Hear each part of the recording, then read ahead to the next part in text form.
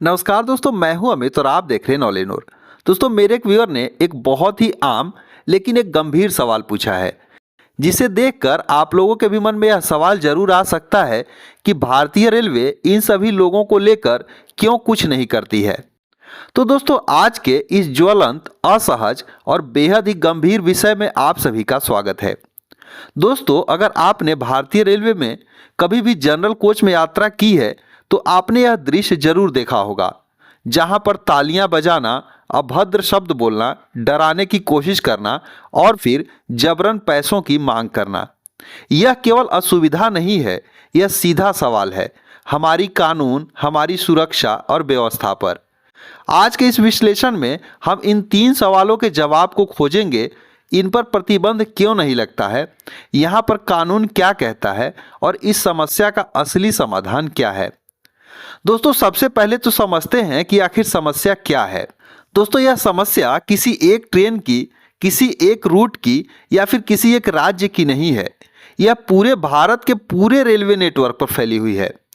आपने गौर किया होगा कि अधिकतर घटनाएं जो हैं इस तरीके की, वह जनरल कोच में ही होती है, क्योंकि जनरल कोच सबसे ज़्यादा भीड़ भाड़ वाला होता है। यहाँ पर आरपीएफ और जीआरपी की मौजूदगी सीमित होती है और यहाँ सफ़र करने वाले यात्री अक्सर मजबूरी में यात्रा करते हैं, यानी कि कम निगरानी, ज़्यादा भीड़ और मजबूर यात्री। अब जरा व्यवहार को समझिए। अगर कोई यात्री पैसा देने से मना करता है तो उसे गालियाँ दी जाती है, बद्दुआ दी जाती है और कभी कभी कपड़े उतारने जैसी धमकियां दी जाती है और शारीरिक भाव भाव से डर का माहौल बनाया जाता है।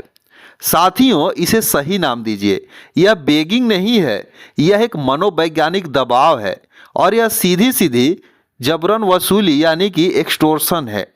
और इसका सबसे ज़्यादा असर महिलाओं पर पड़ता है, बच्चों पर पड़ता है और परिवार के साथ यात्रा करने वाले यात्रियों पर पड़ता है। पूरे कोच में जो है एक डर का माहौल बन जाता है और लोग जो है मजबूरी में उनको पैसे देते हैं।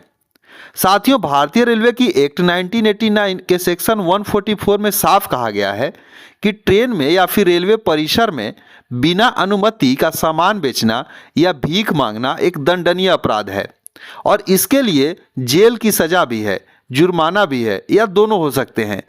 यानी कि कानून पहले से मौजूद है, फिर भी कार्रवाई क्यों नहीं होती है।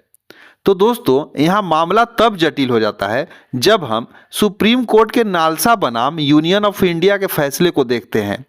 इस फैसले में ट्रांसजेंडर समुदाय को थर्ड जेंडर की मान्यता दी गई है और उनके सम्मान, गरिमा और उनके अधिकारों की रक्षा की बात कही गई है। और यह फैसला सामाजिक न्याय के लिए था, लेकिन समय के साथ इसका गलत उपयोग शुरू हो गया। मैदान में काम कर रही एजेंसियों के सामने कई व्यवहारिक समस्याएं आती हैं, जिसमें सबसे बड़ी समस्या होती है कि इन सब समुदायों के लिए अलग से लॉकअप की कोई व्यवस्था नहीं होती। संवेदनशीलता को लेकर दबाव होता है और कार्रवाई करने पर विवाद खड़ा होने का डर होता है। इसीलिए कई बार आप देखे होंगे आरपीएफ, जीआरपी सब कुछ देखते हुए भी इन सब चीज़ों को अनदेखा कर देते हैं और वह चुपचाप चले जाते हैं। अब हम आते हैं सबसे अहम सवाल पर कि इन पर प्रतिबंध क्यों नहीं लगता है।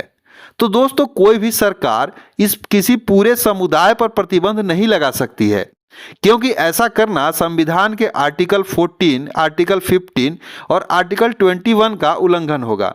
लेकिन ध्यान से समझिए, जबरन वसूली पर पूरी तरह से प्रतिबंध है। कानून में बेगिंग या फिर एक्सटॉर्शन दो अलग चीजें होती है। समस्या समुदाय की नहीं है, समस्या अपराध की सही पहचान की है। अगर सही धारा लगाई जाए तो कार्रवाई पूरी तरह से संभव है। पर अब सवाल है कि समाधान क्या है। तो दोस्तों, समाधान तीन स्तर पर है। पहला, जबरन वसूली को एक्सटॉर्शन के रूप में दर्ज किया जाए और रेलवे के एक्ट जो है सेक्शन 144 के सख्ती से पालन किया जाए। दूसरा है कि रेलवे का हेल्पलाइन जो है 139 को और प्रभावशाली बनाना होगा। जनरल कोच में मोबाइल पेट्रोलिंग बढ़ानी होगी। और तीसरा है कि यात्री की जागरूकता, डर के कारण किसी भी को पैसे न दें, तुरंत जो है इसकी शिकायत करें और जहां तक संभव है फोटो या वीडियो का सबूत जुटाएं। तो दोस्तों, यह लड़ाई किसी समुदाय के खिलाफ नहीं है, यह लड़ाई डर, जबरन वसूली और कानून के गलत इस्तेमाल के खिलाफ है। और जब तक अपराध को अपराध की तरह नहीं देखा जाएगा और कानून को सही नाम नहीं दिया जाएगा, तब तक जनरल कोच का यह कड़वा सच कभी नहीं बदलेगा। तो दोस्तों, यहाँ पर अगर ये हमारी विश्लेषण आपको पसंद आई है तो वीडियो को लाइक और शेयर जरूर कीजिए और कोशिश करिए कि इन सभी चीज़ों को बदला जाए और जनरल कोच के यात्री भी जो है सुरक्षित तरीके से निडर होकर अपनी यात्रा को पूरी कर सके। तो उम्मीद करते हैं आपको ये चीज़ें समझ में आई होंगी। सो इस वीडियो बस इतना ही, मिलते हैं एक दूसरे वीडियो में, तब तक के लिए धन्यवाद।